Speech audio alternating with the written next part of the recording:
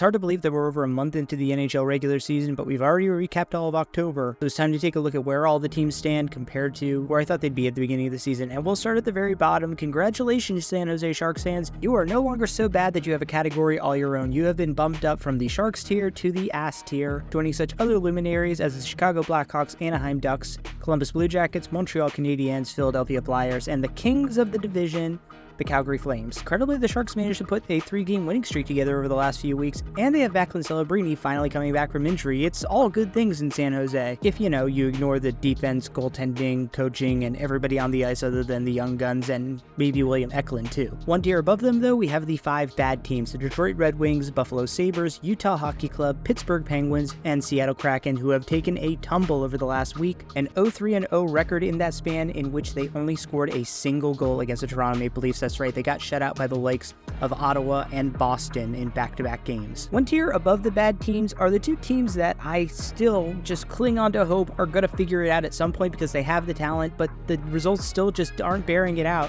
Nashville Predators and Colorado Avalanche. Talked about them ad nauseum. The Predators went 1-2-0 last week, including getting shut out 3-0 by the Kings, while the Colorado Avalanche went 0-2 with consecutive 5-2 losses, including a loss to those Nashville Predators. Both teams begin the month of November under 500, not at all where anybody expected them to be, myself included. Incredibly though, both teams are in the top half of the league in terms of expected goal for percentage, and Colorado is actually 5th in the NHL in that regard. I've said it before a ton of times, for the Avs it's a matter of goaltending and injuries, and for the Predators, you just gotta figure out how to score again. But a tier above them, we have 3 teams who are just so mid, they deserve their own tier, those being the St. Louis Blues, New York Islanders, and LA Kings. I know LA fans are throwing a tizzy right now. Green, we're 7-3-3 on the year, and that is true, but let me ask you this. Have you beaten anybody good? Vegas once, sure. Maybe you could argue for Utah, but look at the other wins over Buffalo, Montreal, Anaheim, San Jose, and Nashville. You've actually lost to both San Jose and Chicago. Yeah, Chicago in a shootout, but I'm sorry, I'm just not yet impressed by the LA Kings. And this next week where they play Minnesota and Vancouver is going to tell me a lot about their strength. One tier above them, we have the solid teams Ottawa, Washington, Boston, and Vancouver. 2 of the biggest risers of this week in Ottawa and Washington. On Ottawa's side, they were the biggest riser of the week thanks to going 2-1-0 with their only loss coming against the New York Rangers by a single goal. The Caps were the 3rd biggest riser thanks to blowing out Montreal and Columbus, as well as taking down the New York Rangers, but the loss to Carolina did hurt them a bit. Meanwhile, Boston is just kind of hanging around there at 500. And for the Vancouver Canucks, much like the LA Kings, an impressive record at 5-2-3 so far, but they've only beaten one really impressive foe, and that's Florida in overtime. Then we have the Edmonton Oilers standing alone in the why are you the way that you are tier. This team just continues to infuriate and perplex me. They did pretty well last week, going 2-1, including wins over Nashville and Calgary,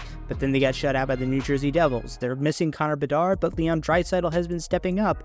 But the problem is none of their other supporting cast is doing anything of note. This team is just, it boggles my mind why they are at 500 right now through the first month of the season. And I just can't suss out whether this team's a contender that's just slumping or if they're a pretender. But speaking of in that contenders tier, we have New Jersey, Toronto, Vegas, Minnesota, Florida, Tampa, one of the droppers of the week, and Carolina. Tampa had a pretty rough week going 1-2. They beat Colorado but lost to 2 very good foes in Minnesota and Winnipeg. Ultimately, that takes them down out of the elite tier where I had them last week. But on the other side, Carolina is almost in that elite tier, now 8-2 on the season. Last week, taking down 2 pretty impressive foes in Boston and Washington. And then finally, that leaves us in the elite tier with just 3 teams. Dallas, the New York Rangers, the biggest dropper of last week, and the now #1 team in the NHL officially, the Winnipeg Jets, one of the biggest risers of the week. So for the Rangers, who had a good week, all things considering, going 2-1, but they lost to the Washington Capitals. They only barely beat the Ottawa Senators, and their underlying analytics dipped down a hair, which is why they're no longer the #1 team, and that's combined with the fact that the Winnipeg Jets went off last week. A 3-0 record, scoring at least 6 goals in every single game, beating Detroit, Columbus, and Tampa Bay. Those first 2, of course, not exactly anything to write home about, but a 7-4 drubbing of the Tampa Bay Lightning,